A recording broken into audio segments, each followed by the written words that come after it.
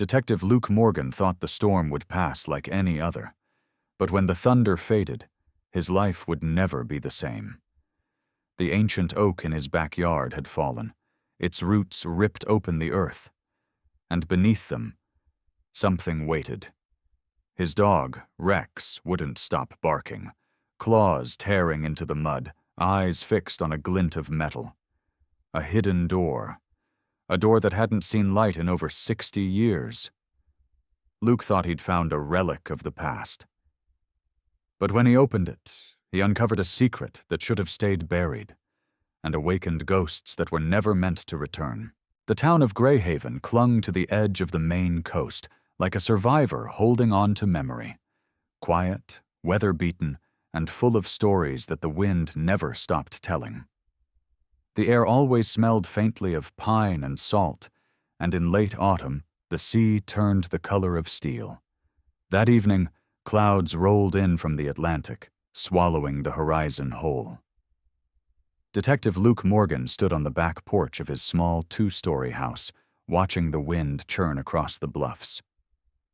At 38, Luke carried the look of a man built from resolve and fatigue.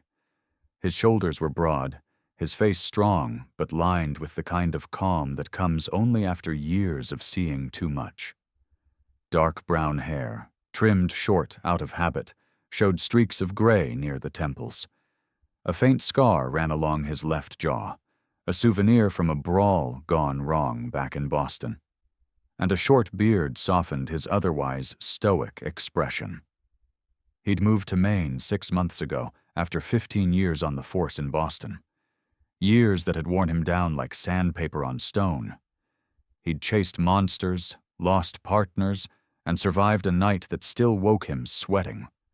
A shooting in an alley where, for 5 eternal seconds, he'd stared into the eyes of a kid barely old enough to shave.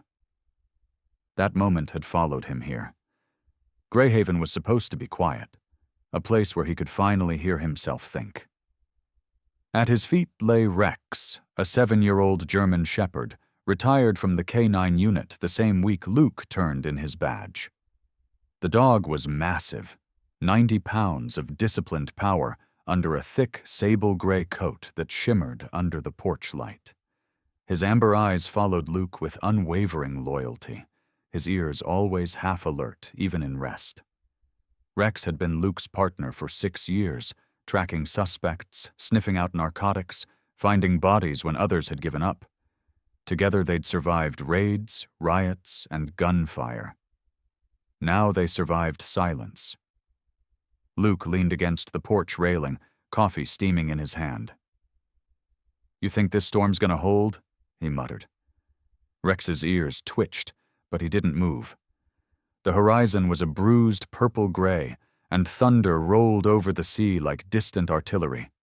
The first drops of rain fell, heavy, cold, and deliberate. By midnight, the power went out. The house sighed into darkness, its old beams creaking as the wind pummeled the roof. Luke lit a lantern and sat by the window, watching the storm tear through the yard. Trees bent under invisible weight, branches snapped, rain slashed the glass. Thunder crashed again, and every time it did, something deep inside him flinched. He closed his eyes. For a moment, he wasn't in Maine. He was back in that Boston alley, the flash of the gun, the smell of cordite, the echo of a boy's last breath. His hands trembled. Then, a wet nose nudged his wrist.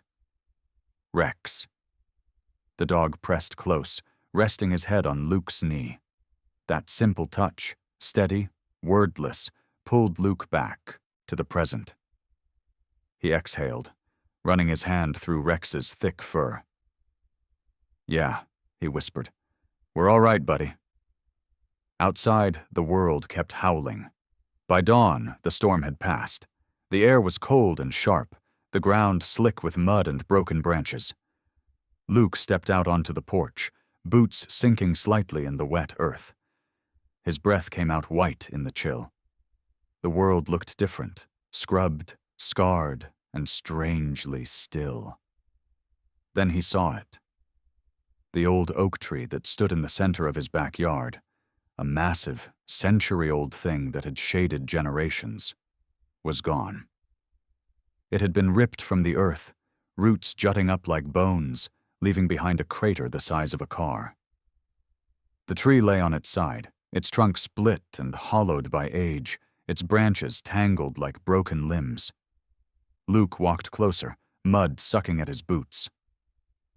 "Damn," he murmured. That tree had been the heart of the yard, the one thing that tied this house to its past. He laid a hand on the splintered bark, feeling a pang of loss he couldn't explain. Rex trotted ahead, nose to the ground. The dog circled the crater once, then twice, tail stiff, body tense. He let out a sharp bark and began digging at the base of the upturned roots. "Hey," Luke called. "Leave it!" Rex ignored him. He kept digging, throwing clumps of wet soil behind him, Paws working with mechanical focus. His growl deepened, not aggressive, but insistent. Something had caught his attention. Luke sighed and knelt beside him, brushing mud away. "What are you after, boy?"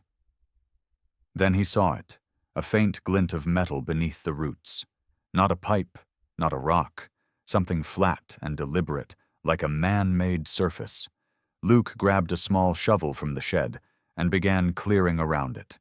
Within minutes, the outline appeared, a square metal hatch, rusted, thick, and heavy.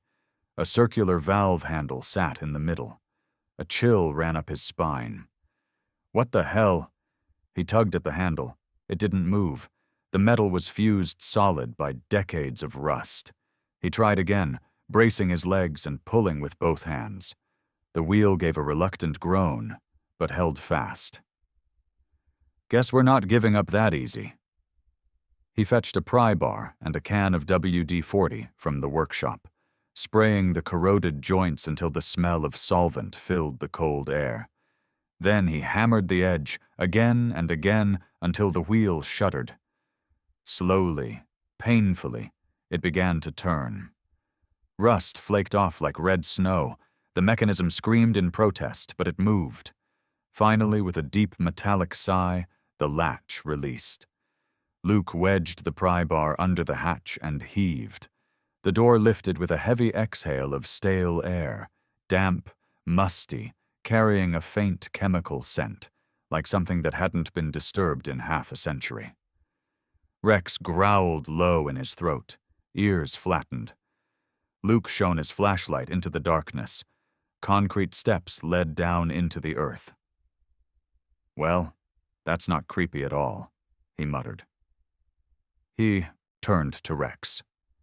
"Stay." The command was calm, firm, the voice of a handler who'd given that order 1,000 times.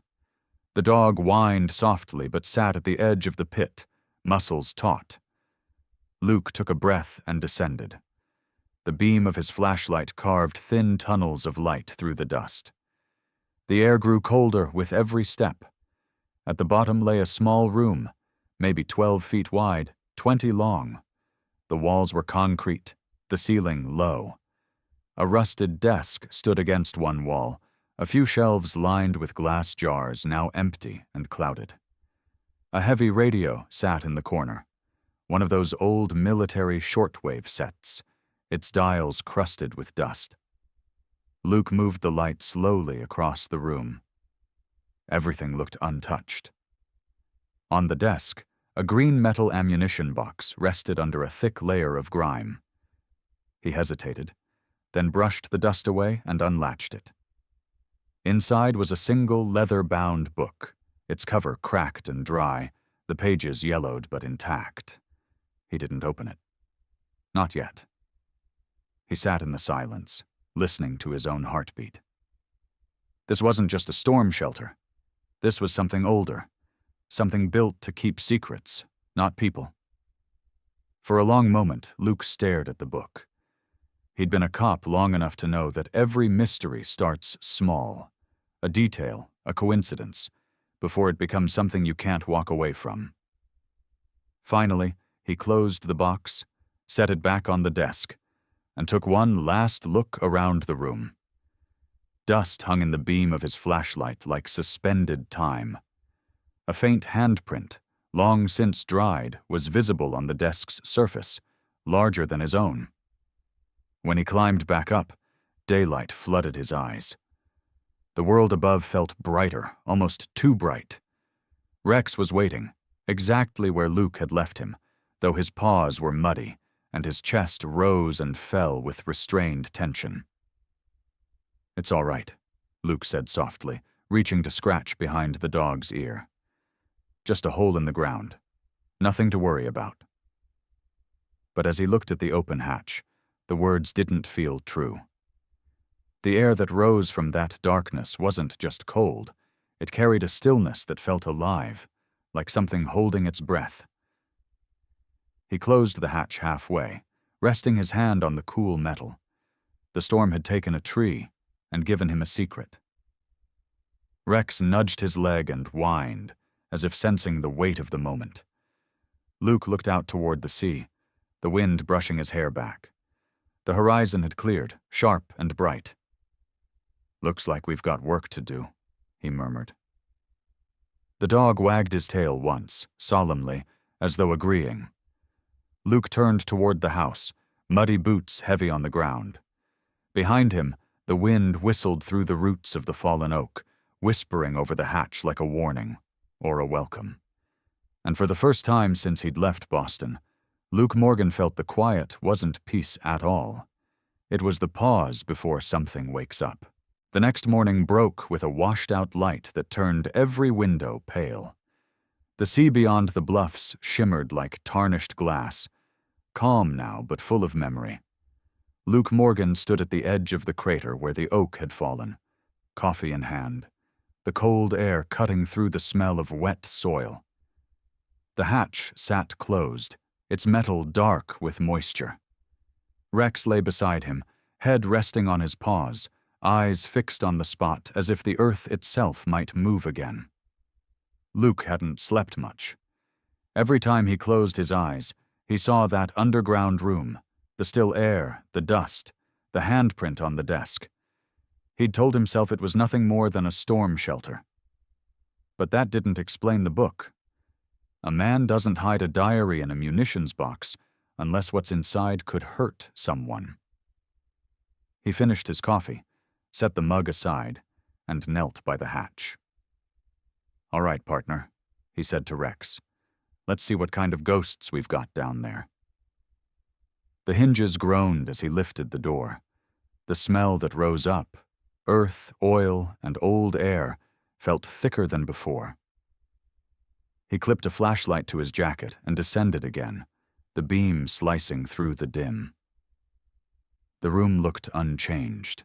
The desk still bowed under its years, the radio still leaning in silence.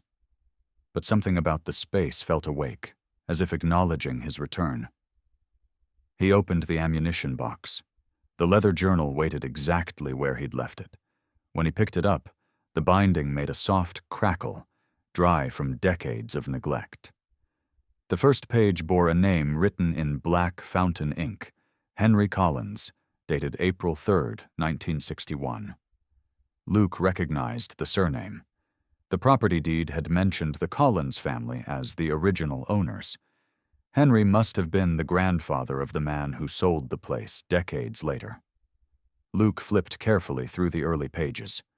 The handwriting was firm, almost architectural, a man who measured his words as carefully as his lines. Most entries began with weather reports or notes on supplies, but by the 5th page, the tone shifted. Met with V&C again. The materials arrived by freight under cover of night. No one suspects. V insists this project will outlast us all. C says the risk is justified. I pray they are right. The silence is heavier now. It feels like the ground itself listens. Luke frowned. V&C, he murmured. He turned more pages. The structure holds. Containment sealed. The hum persists even when the generators are off. V calls it resonance. I call it warning. The entries ran for months. then abruptly stopped mid-sentence on December 2nd, 1962. A single line followed, scrawled harder than the rest, ink smeared by a shaking hand. Im lang la mon no se phai tra. Luke recognized the language, Vietnamese, though the handwriting was unmistakably American. He read it again softly. Silence is a debt that must be paid. He leaned back, uneasy. The Cold War had its share of experiments, secret, bunkers, forgotten scientists, but this felt more personal. Henry Collins hadn't just built a shelter. He'd built something meant to be buried. A sound from above, footsteps crunching gravel. Luke tensed, hand instinctively moving toward his sidearm before remembering he'd left it upstairs. A voice called down. "Hello? Anyone here?" It was a woman's voice, clear, careful, the kind that belongs to someone used to measuring words. Luke climbed halfway up and saw her standing near the edge of the pit.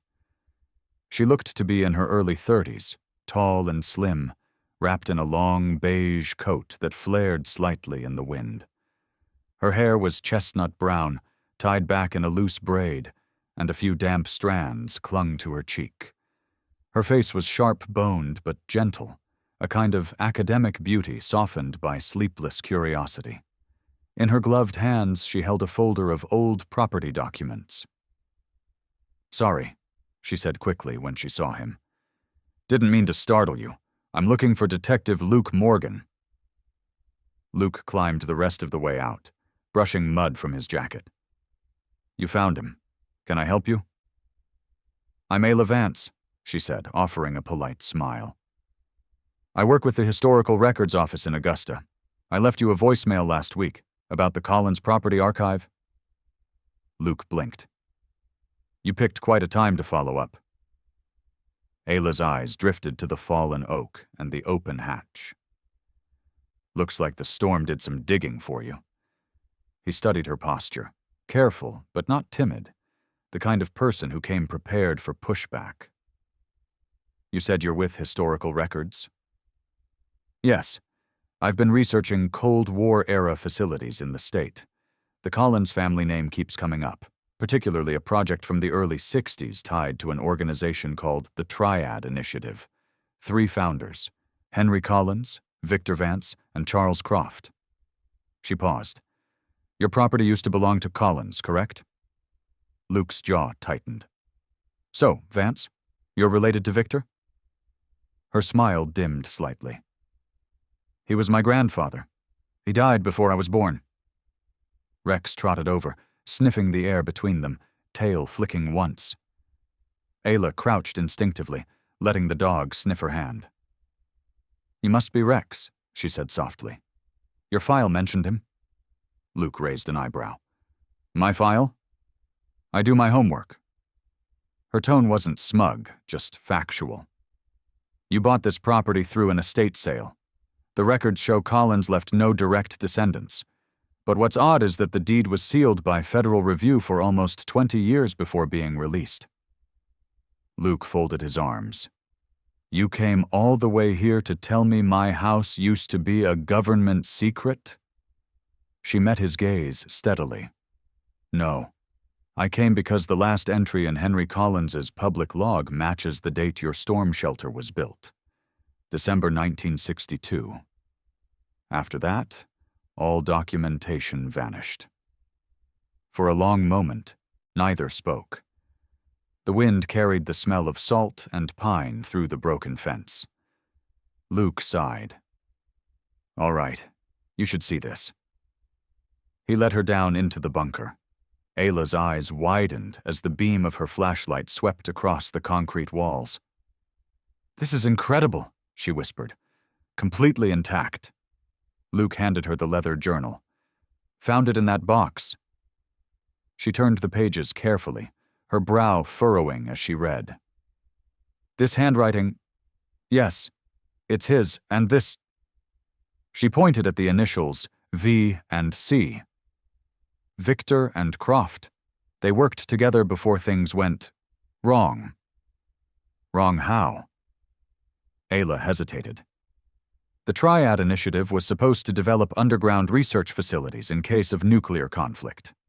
But according to declassified memos, it evolved into something else: psychological isolation experiments, testing long-term confinement effects on volunteers. My grandfather was one of the lead scientists. Collins was the engineer. Croft managed funding. She traced a finger along the smeared ink. If Collins wrote this warning, he must have realized what they'd done crossed a line. Luke leaned against the wall. So this isn't just history. It's a cover-up. Maybe, she said quietly. Or maybe it's guilt. They both looked at the final line again, the one written in Vietnamese. Luke said, "Why would an American engineer end a journal in Vietnamese?" Ayla shook her head slowly.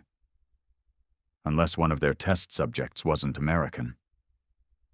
A gust of air rose faintly through the stairwell, a low sigh that made both of them glance upward. "Did you hear that?"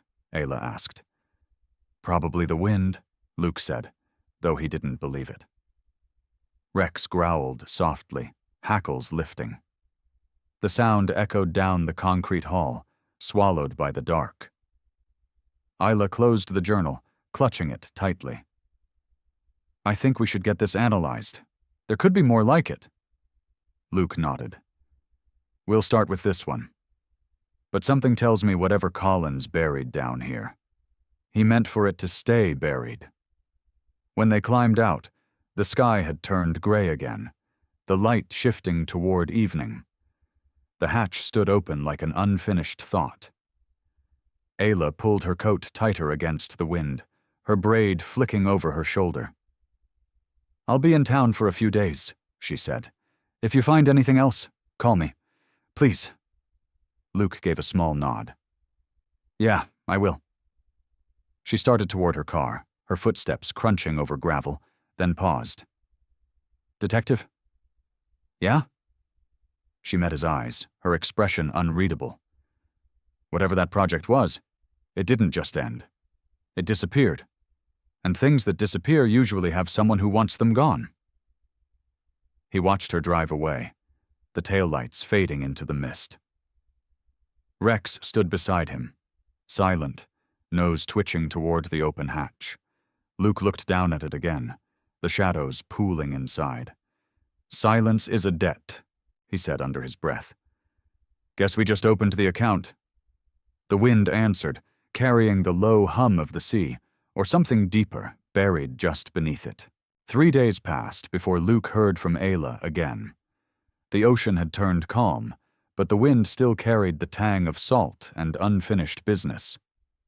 The Collins journal now rested on his kitchen table beside his badge. Both reminders of lives spent digging for truth. He'd reread the final line dozens of times. Silence is a debt that must be paid.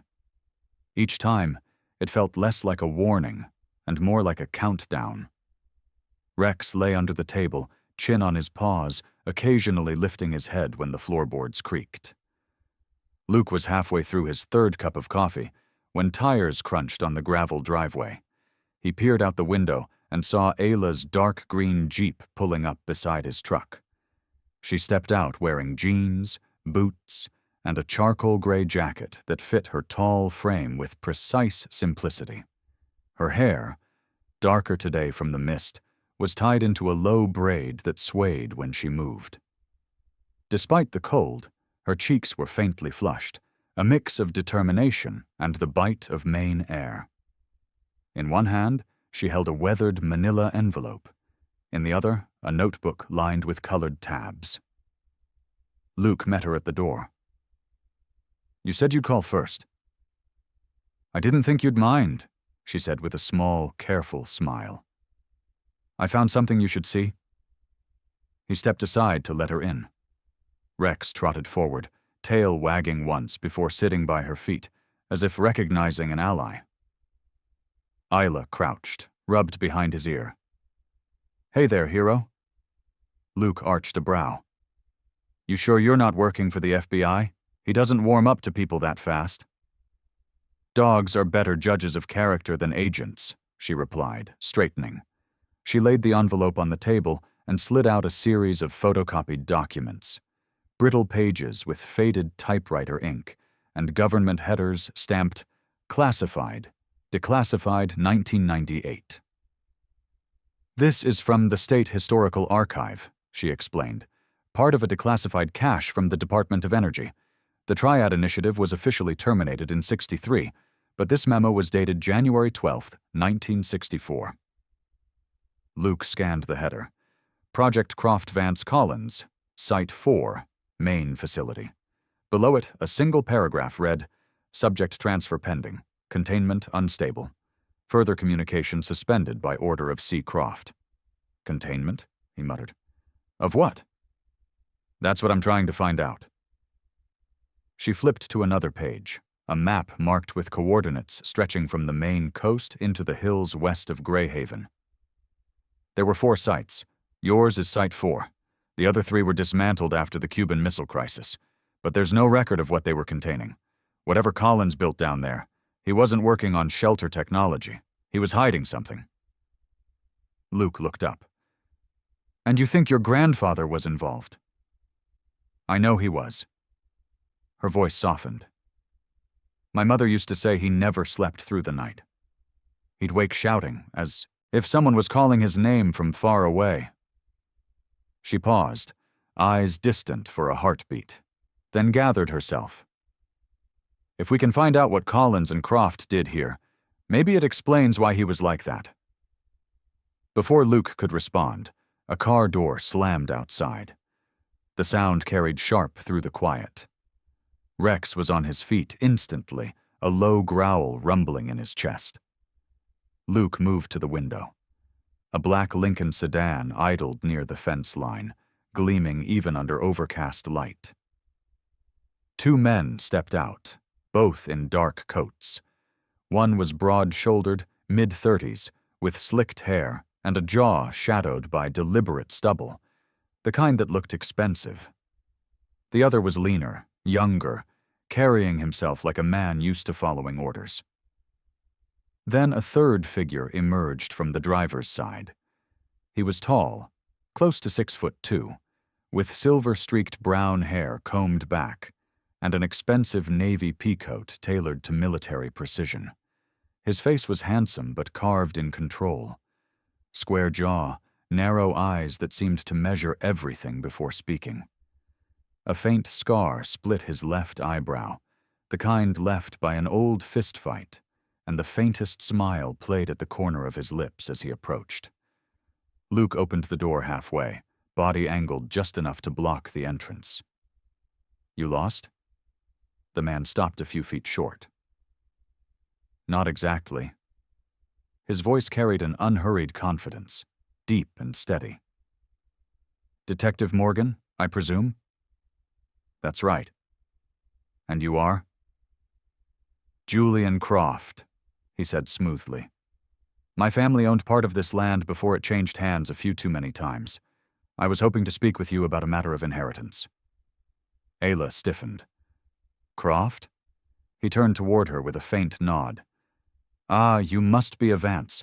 You have your grandfather's eyes, sharp, cautious. Luke's jaw tightened. You two know each other? Our families were connected, Julian said, still smiling. Back in the '60s, business partners of a sort. He gestured towards the fallen oak. Quite a mess out there. Storms have a way of uncovering things best left underground. Ayla folded her arms. Funny, that's exactly what your grandfather wrote before the project vanished. Julian chuckled softly. And yet here we are, still chasing ghosts. Luke stepped forward slightly, blocking his path. If you came to reminisce, you've had your moment. Now leave. Julian's smile didn't falter. You misunderstand. I came because something under your property belongs to my family. The Triad Initiative wasn't just a collaboration, it was a contract.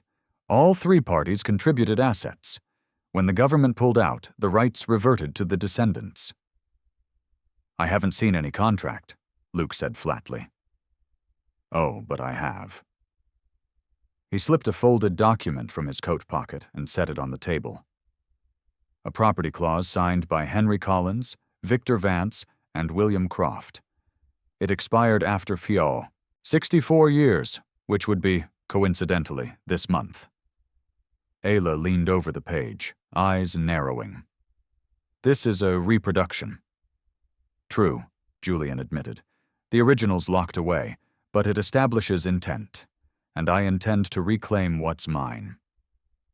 His tone was polite, but the threat underneath was unmistakable. Rex barked once, sharp and warning. Luke's eyes didn't leave Julian's. If you think you can walk into my house and make claims on classified dirt, you picked the wrong ex-cop to scare.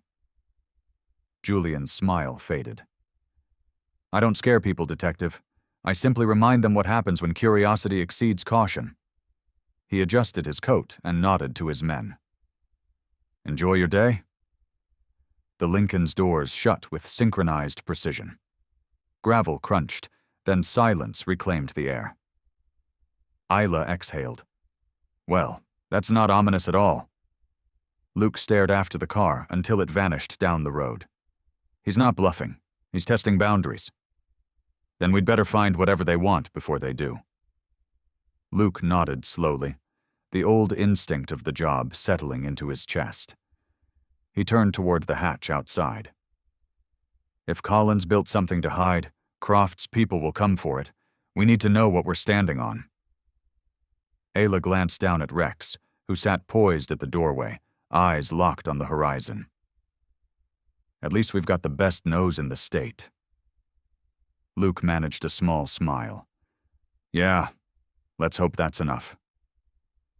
Outside, clouds gathered again over the Atlantic, gray and heavy. Somewhere beneath the soil, under that rusted hatch, something waited. And now, more than ever, others knew it too. The wind howled over the cliffs that night, rattling the window panes of Luke Morgan's small coastal home. Inside, the air was heavy with coffee and dust. The journal of Henry Collins lay open on the kitchen table, its brittle pages held flat beneath the edge of a coffee mug. Luke leaned over it, pen in hand, his brows furrowed in concentration. Beside him, Ayla Vance sat cross-legged on a chair, surrounded by photocopies, notebooks, and her laptop, a controlled chaos that only scholars seemed to find comforting. The table was a battlefield of clues. On one page, Henry Collins's handwriting slanted sharply into the margins. 24N, 8E, 6S, 12W. The codes repeated in different variations, each underlined twice. Luke tapped his pen. You think it's coordinates? Ayla looked up from her notes. It could be, but not latitude and longitude. Too short. Maybe grid references or room measurements. Luke nodded, absently scratching the back of Rex's neck. The dog lay under the table, his amber eyes flicking between them, tail occasionally thumping against the wood. He'd grown restless all day, ears twitching toward the sound of distant surf, as if he sensed something shifting underground. Ayla stood, stretching her long arms above her head, her braid brushing across her shoulder. There's something deliberate about how he wrote them, she said. Collins wasn't just making notes, he was marking directions. Luke rubbed his temple. Then whatever he hid, he wanted someone like us to find, or at least someone who could read his language. She smiled faintly. You mean someone with a badge and someone with an archive card? Something like that. They descended into the bunker again just before midnight. The hatch groaned as Luke pulled it open, and the stale air rose to meet them like an exhalation from another time. The flashlight beams carved long, trembling shadows on the concrete walls. The room was colder than before. Condensation glistened on the metal shelves. Luke crouched by the desk where the journal had first been found and shined the light along the wall. You see these marks? He asked. Thin vertical scratches cut through the paint, faint but evenly spaced. Could be from tools or measurements. Isla knelt beside him. Or both. She traced the faint etchings with her gloved fingertips. 24 north, 8 east. Triangulation, Luke said suddenly. He wasn't writing directions. He was writing offsets, depths and bearings from this room. Ayla's eyes lit up. Like coordinates on a blueprint. She turned, scanning the ceiling, the floor, the far wall. If we plot them out... Luke grabbed a carpenter's pencil from his belt and marked an X on the floor where the first line intersected with the wall. They repeated the process for each code. When they connected the points, the result was an uneven rectangle, just wide enough for a man to stand, inside. That can't be coincidence, Ayla said. Rex began sniffing along the base of the western wall. His tail stiffened, and he let out a sharp bark. The sound echoed through the room, bouncing off concrete. Luke followed. The wall was bare, except for a long, thin crack running horizontally about 2 feet above the floor. He tapped it with his flashlight. A dull, hollow sound answered back. He looked at Ayla. Hand me the hammer. She hesitated. Are you sure we should... He gave her the kind of look that ended arguments without words. She handed him the hammer. The first strike sent a small puff of dust into the air. The second widened the crack. On the third, a chunk of concrete broke away, revealing a layer of metal beneath, tarnished and green at the edges. Luke switched to the pry bar and wedged it into the gap. Come on, he muttered, putting his weight behind it. The section gave way with a low groan, collapsing outward to reveal a cavity about 2 feet deep. Inside was a leather case, dark brown, water-stained, and sealed tight with brass buckles.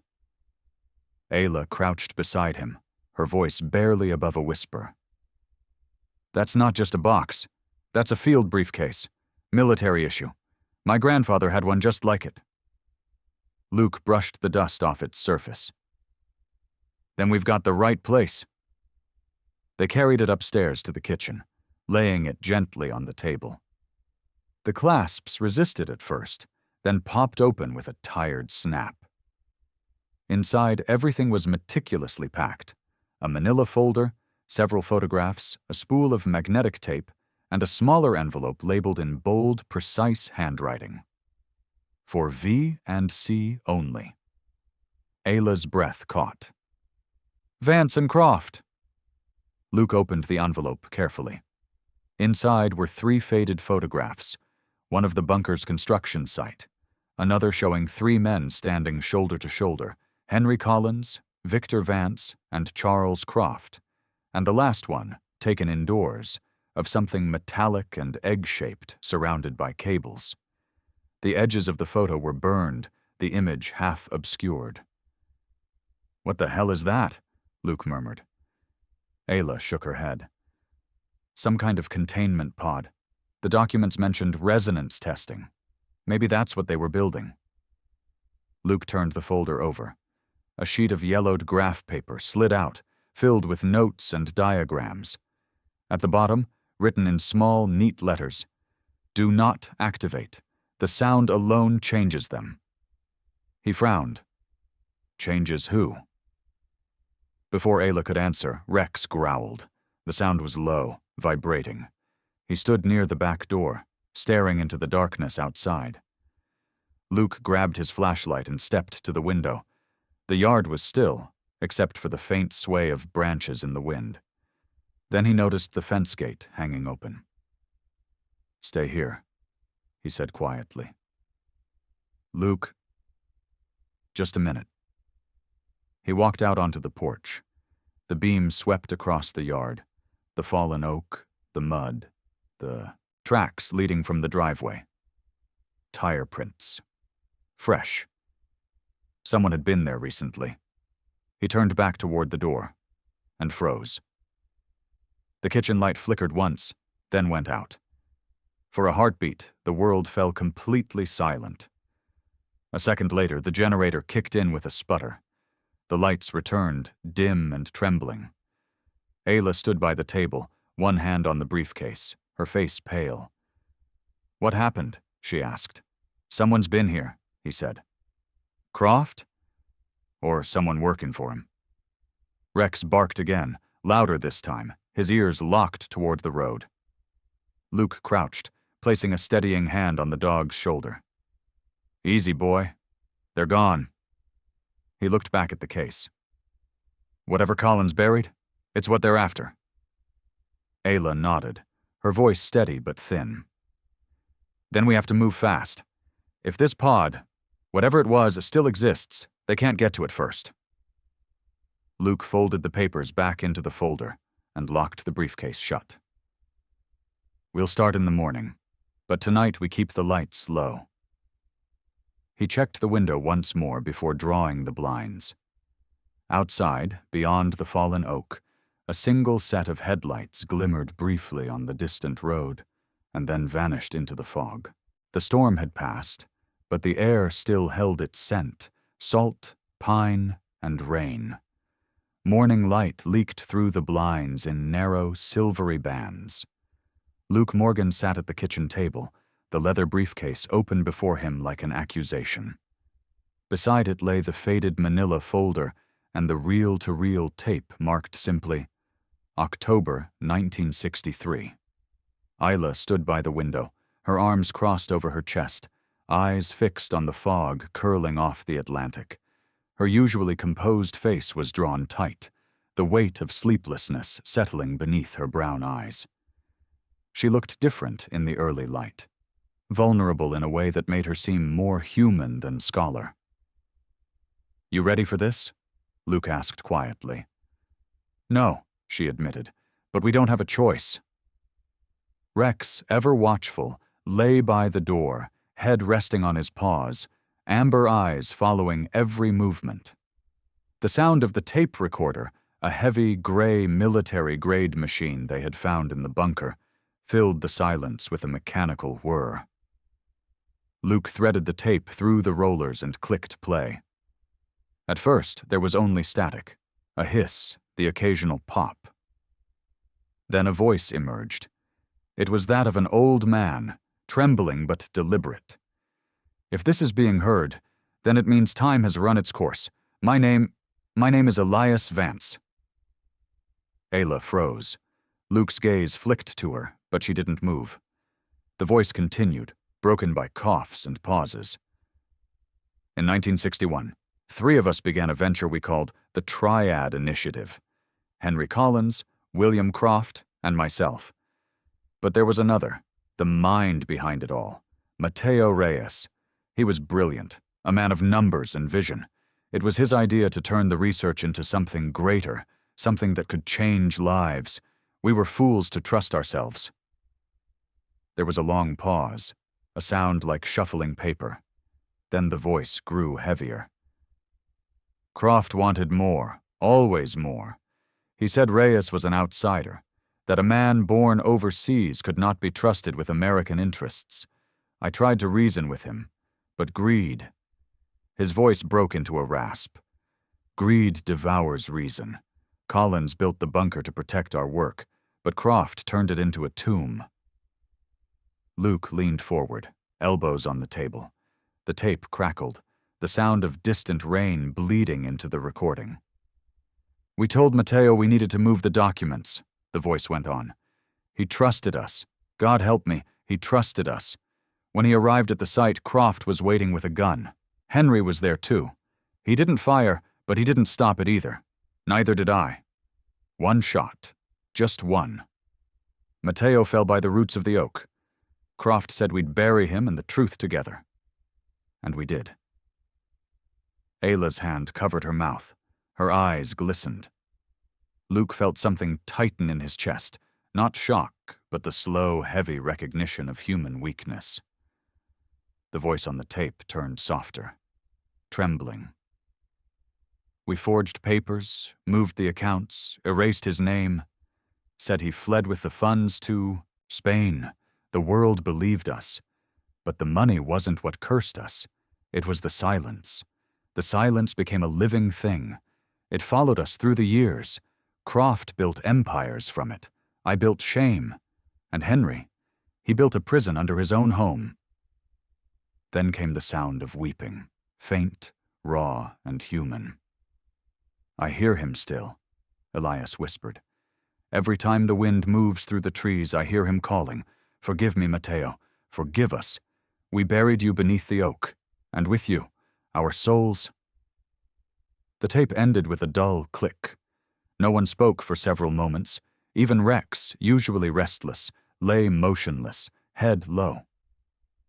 The house was silent except for the low hum of the fridge and the distant cry of gulls outside. Ayla finally spoke, her voice thin but steady. "My grandfather was a murderer." Luke shook his head slowly. "He was a man who made a choice and couldn't live with it." She turned toward him, anger and grief flickering in her eyes. "That doesn't make it better." "No," Luke said quietly. "It just makes it human." She sank into the chair across from him, pressing her palms over her face. Her voice was muffled. "He destroyed a family. He let a man's name vanish. And for what? Money? Pride?" Luke didn't answer. His gaze had drifted to the briefcase again, to the papers inside. The deeds, the accounts, the false signatures that had rewritten history. "This wasn't about pride," he said finally. "Croft wanted control. Collins hid the evidence. And your grandfather? He tried to carry the guilt alone." Ayla looked up. "And now his grandson is coming to finish what he started." Luke nodded. "Julian Croft knows exactly what's buried here. And if this tape ever gets out, his empire collapses." Ayla exhaled shakily. "Then he'll come for it." "He already has." Luke reached for the journal still lying on the counter. The edge of its cover caught the light, showing the initials HC burned faintly into the leather. Henry Collins hid this because he couldn't face what they'd done. He knew silence wouldn't erase it, only bury it deeper. Ayla traced her fingers over the tape recorder's buttons. "You think the police will believe this?" "Not without proof. A tape from 60 years ago doesn't hold in court. But the body, if Mateo Reyes was really buried under that oak," she blinked, "then it's still here." Luke stood, looking out toward the yard. The hole where the fallen tree had once stood was now a muddy crater. The rain had washed the surface smooth, leaving faint depressions where roots had been torn from the ground. "If we dig," he said, "we'll find him." Ayla rose beside him. "Then we owe him that." Rex barked once, as if in agreement. They gathered their tools, a pair of shovels from Luke's workshop, gloves, a tarp. The ground was soft from days of rain, each step sinking with a sucking sound. Luke worked in silence, his movements methodical, trained by years of police evidence digs. Ayla dug beside him, her breath visible in the cold air, strands of hair escaping her braid and sticking to her damp cheeks. After nearly an hour, the shovel hit something hard. Luke knelt, brushing the wet soil away with his hands. The shape that emerged wasn't bone. It was metal. Ayla crouched beside him. "A box?" Luke nodded. It was a small steel container, badly rusted, about the size of a shoebox. The lid was stamped with letters barely legible. M.R. Ayla covered her mouth. "Mateo Reyes." Luke's pulse quickened. He worked the edge loose with his pocket knife, prying it open. Inside, wrapped in oilcloth, were bones, small fragments of a human hand, and a few personal effects: a silver crucifix, a broken watch, and a folded photograph. The photo showed 4 men standing together at the foundation of what would become the bunker: Henry Collins, Elias Vance, William Croft, and the 4th, a man with dark hair and warm eyes, stood slightly apart, smiling faintly. On the back, in faded ink, was written, "The Dream Begins, MR 1961. Ayla's eyes filled. He was real. They erased him, but he was real. Luke gently rewrapped the contents. Now we can give him back his name. Thunder rumbled in the distance, low and far. Luke stood, staring toward the horizon. "Croft will come looking for this," he said. "When he does, we'll be ready." Ayla nodded, wiping the mud from her gloves. Her voice was steadier now. No more silence. As they carried the box toward the house, Rex trotted ahead, his tail high, the first streak of sunlight breaking through the clouds. The storm had lifted, but something deeper, older, was just beginning to surface. The evening came cloaked in fog, rolling in from the Atlantic until the world outside Luke Morgan's house turned to smoke and shadow. Every sound seemed amplified. The ticking of the clock, the slow drip of the faucet, the faint rattle of wind along the window frames. Luke sat at the kitchen table, his service pistol disassembled before him, cleaning it with steady, deliberate motions. He hadn't worn the badge in years, but some habits never die. Across from him, Ayla Vance paced the floor. Her hair was loose now, dark strands falling around her pale face. Exhaustion had drawn fine shadows under her eyes, but her mind was sharp, her movements quick. "You really think they'll come tonight?" she asked. "I don't think," Luke said. "I know." He reassembled the gun with a soft click. Croft's type doesn't wait. Once they know the evidence exists, they move fast. Rex lay near the back door, muscles coiled under his tawny fur, eyes fixed on the darkness outside. Every few minutes, his ears twitched, picking up sounds only he could hear. Luke stood and pulled the radio from his belt. "This is Morgan. Confirm perimeter setup." A man's voice crackled through the static. "Copy that, Detective. 2 deputies on the access road, 1 at the north fence. We've got visual on your property. If they come, we'll have 'em boxed in." Luke nodded. "Good. Keep radio silence unless it breaks bad." He turned back to Ayla. "You still have the tape?" She tapped her jacket pocket. "And the photo of Mateo Reyes. They're sealed. Then you stay upstairs if things go sideways. Understand?" Ayla's chin lifted. "Not a chance. I'm not hiding while they destroy the only proof we've got." Luke studied her face. Anger, courage, grief. It was all there, layered in the same determined expression. He exhaled. "Fine. But when I tell you to move, you move." By midnight, the fog thickened into a wall. The generator hummed faintly in the basement, the only light a soft amber from the kitchen lamps. The air was too still. Even Rex's breathing slowed to a tense rhythm. Then, gravel crunched outside. Rex's head shot up. A growl rumbled deep in his chest. Luke glanced toward the window. Through the fog, 2 beams of light cut across the yard, the headlights of a car idling near the fallen oak. The engine shut off. Silence followed. "They're here," Ayla whispered. Luke motioned for her to stay low. He grabbed his pistol, moved to the entryway, and flipped the safety off. Rex crept beside him, ears forward, tail stiff. A knock came. Slow. Confident. Luke opened the door halfway. Julian Croft stood in the mist, his tailored black coat buttoned tight, a faint smile playing on his lips. The faint glow of a cigar burned between 2 fingers. Behind him, 2 men loomed, broad, armed, faces blank under the yellow porch light. "Evening, Detective," Croft said smoothly. "I'd hoped we could do this without the drama." Luke's expression was granite. "You picked the wrong place for small talk." Croft's eyes flicked past him toward the house interior. "You found it, didn't you? The confession, the box, Mateo Reyes." "You should leave," Luke said.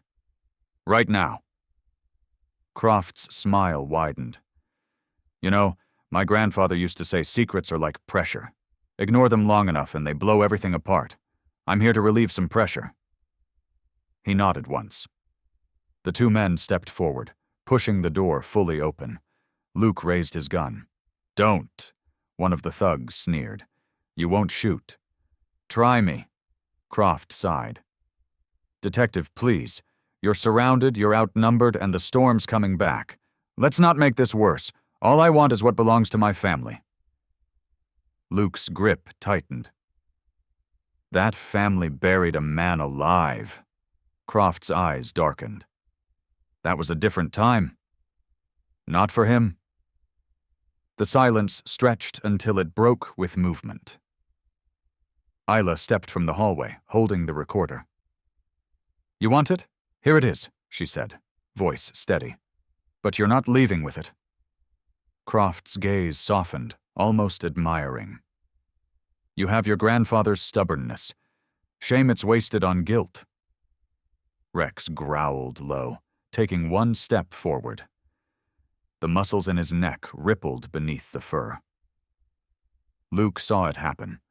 The twitch in Croft's hand, the half-step from his bodyguard reaching for his weapon, and he made the choice. He fired. The bullet hit the wall behind them, exploding dirt and concrete dust into the air. The room filled with chaos. Shouts, motion, gunmetal gleam. Ayla ducked. Rex lunged. The dog hit the first man like a storm, teeth sinking into the arm holding the gun. The thug screamed, stumbled backward. Luke swung the pistol toward the second attacker, disarming him with a sharp blow to the wrist. Croft stepped back, covering his mouth against the dust. Rex held fast, snarling, eyes blazing gold in the flickering light. The wounded man tried to shake him off, but the shepherd was relentless, a blur of muscle and fury. Luke grabbed him by the collar just as sirens wailed outside. The distant echo of engines cut through the fog. Then red and blue lights bled through the windows. Croft's face turned pale. "You called them." Luke aimed his pistol again. "Did you really think I wouldn't?" The front door burst open. Deputies in tactical vests flooded the entryway, rifles raised. "Police! Drop your weapons!" Croft's men froze. One tried to run for the side exit but was tackled into the mud. Rex barked wildly, circling, teeth bared until Luke called him back with a single sharp word. "Down!" Croft raised both hands slowly, his voice calm but icy. "You've made a mistake, Detective. You think the law will protect you? My lawyers will have you buried in paperwork before sunrise." Luke stepped closer until they were inches apart. "Then I guess you'll feel right at home underground." For a moment, Croft's composure cracked, a flicker of something like fear crossing his eyes. Then the deputies pulled his arms behind his back, snapping cold steel cuffs around his wrists. Rex growled one last time as they led him through the fog toward the waiting patrol cars. Ayla stood by the table, trembling slightly, the tape recorder still in her hand. She looked at Luke. "It's over?" He shook his head. "Not yet. The confession's one thing. Now we prove it." She nodded, her eyes finding Rex.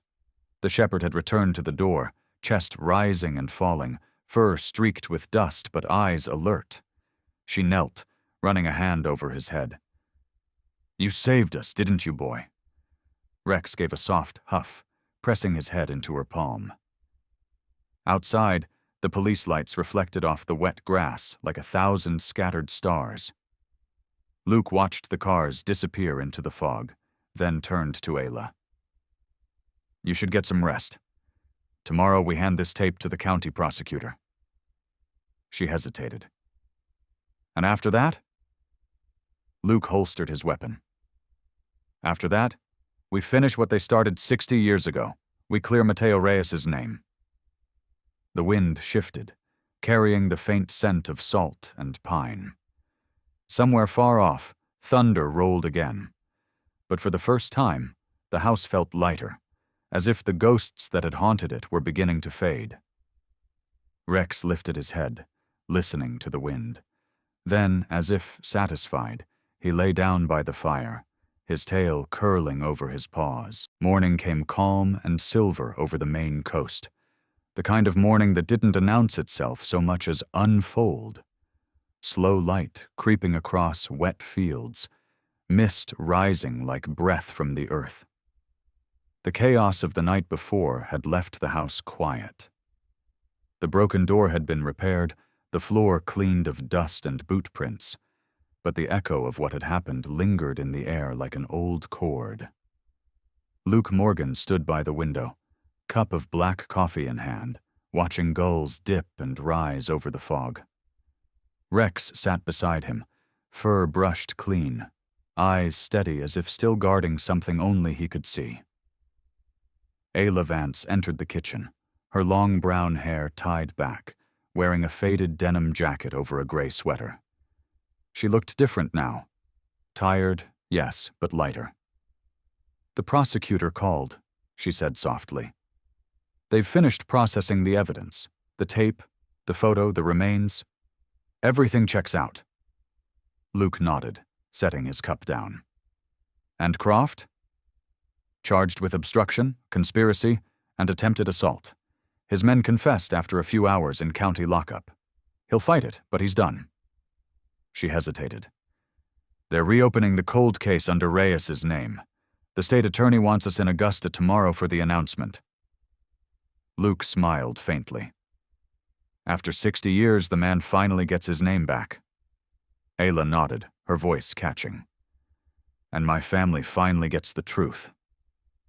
Later that afternoon, they drove north to Augusta in Luke's truck. The road wound through pine forests washed pale by winter sun. Ayla stared out the window, her reflection overlapping the passing trees. "You ever wonder," she said quietly, "if the truth actually heals anything, or if it just stops the bleeding?" Luke kept his eyes on the road. "Sometimes that's enough." At the courthouse, the press conference drew a small crowd. Reporters, local officials, and a few surviving relatives of the men whose names had once been bound to the Triad Initiative. Among them was a woman Luke hadn't seen before. She was in her early 40s, medium height, dark hair streaked with gray, and eyes the color of river stone. Her olive-toned skin and sharp features carried the echo of the man from the photograph they'd found, the man smiling faintly beside the bunker's foundation. When she approached, Ayla seemed to already know who she was. "Sophia Reyes?" The woman nodded. "Mateo was my grandfather. My mother was his only daughter. She was 5 when he disappeared." Her voice was calm, though her hands trembled slightly as she spoke. "We never had proof of what happened. Just rumors. Lies." Luke stepped forward, holding out a small, sealed envelope. Inside was the recovered photograph. The 4 men, standing at the start of their doomed dream. "This belongs to your family," he said. Sophia took it carefully, her eyes glistening. "You found him?" Luke nodded. "We did." The ceremony that followed was quiet but profound. The county prosecutor, a gray-haired man named Harold Benton, stoic, fair, with a voice like worn gravel, stood at the podium and declared the reopening of the case of Mateo Reyes, 1961-1963, now formally reclassified from missing to homicide. He thanked Luke and Ayla for their cooperation and called it an act of long-delayed justice. When the microphones shut off and the crowd began to disperse, Sophia lingered by the courthouse steps. The late afternoon sun glowed behind her, turning the air golden. "My family doesn't have much," she said quietly, "but the Reyes Foundation still owns a small property trust in California, land my grandfather bought before he came east. I want to sign it over to you both, as gratitude." Ayla shook her head. "No, we didn't do this for reward." Sophia smiled faintly. "Then let it be a gesture, a place to start new." Luke exchanged a glance with Ayla, then extended his hand. Thank you, but there's something else we want to do first. 2 weeks later, the sky over Greyhaven turned blue again. Winter had begun to fade, though the ground still smelled of frost. The fallen oak had been removed, leaving behind a wide clearing near the bunker entrance. Luke stood there with Ayla and Sophia beside him. A simple headstone had been placed at the spot. Mateo Reyes, 1919 to 1961. Truth lives longer than silence. Ayla knelt to lay a small bouquet of white wildflowers. Rex stood at her side, tail low, gaze solemn. The moment was still. Even the sea seemed to quiet. Luke turned toward Sophia. The property's legally yours now. The deed transfer went through this morning. Sophia looked around at the open land, the cliffs, the pines, the horizon. What will you do now? Luke smiled faintly. Let it rest. I've already signed it over to the Maine Conservation Trust. They'll protect it. Make sure no one digs here again. Ayla's eyes softened. You're leaving Maine? He nodded. There's nothing left here for me except ghosts. Rex and I are heading west for a while. Maybe I'll find somewhere quieter, somewhere warm. She smiled, though her eyes glistened. You never could sit still, could you? Not for long. They stood there for a while longer, watching gulls wheel over the sea. Then Ayla turned toward her car, pausing at the door. You know, she said, I used to think history was just about the past, but maybe it's really about finding what still matters in the present. Luke nodded. Then you picked the right profession. She gave a small laugh. You too. Maybe you just needed a different kind of badge. When she drove away, the gravel crunched beneath the tires until the sound faded into wind. Luke crouched beside Rex, scratching behind his ear. You ready, partner? Rex gave a low bark, tail wagging once. Luke looked one last time at the grave beneath the oak's shadow. The light was fading, painting the sky in hues of amber and violet. Then he turned toward the truck. The road stretched west, lined with birch and pine, vanishing into a horizon washed clean by rain. As they drove, the radio played softly, a folk song about forgiveness and the sea. Luke rested one hand on the wheel, the other on Rex's back. The shepherd leaned his head against his arm, eyes half closed, content. For the first time in years, Luke felt a kind of peace that didn't need explanation. Not the peace of forgetting, but of knowing that some wrongs, once faced, lose their power. When they crossed the bridge out of Greyhaven, the rising sun turned the water to gold. Luke smiled. We did all right, didn't we, boy? Rex barked once, the sound bright in the morning air. And together, man and dog disappeared into the light, leaving behind the land that had finally found its rest. Sometimes the greatest miracles aren't loud or dazzling. They come softly, like the dawn after a long night. Luke and Rex didn't just uncover an old crime. They reminded us that truth, forgiveness, and love are never truly buried. And maybe that's God's quiet way of working, not through thunder or lightning, but through hearts willing to do what's right, even when it costs them something. When you look around your own life, maybe there's a buried truth, too. An apology never said, a kindness never given, a wrong you still have time to make right. That's where miracles begin, in small acts of courage, faith, and compassion. If this story touched your heart, share it with someone who still believes that loyalty, love, and faith can heal what time has broken. Leave a comment below and tell us what part moved you most. Your words might lift another soul tonight.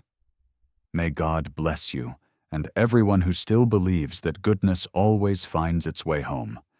Don't forget to subscribe so together we can keep telling stories where light conquers darkness, one miracle at a time.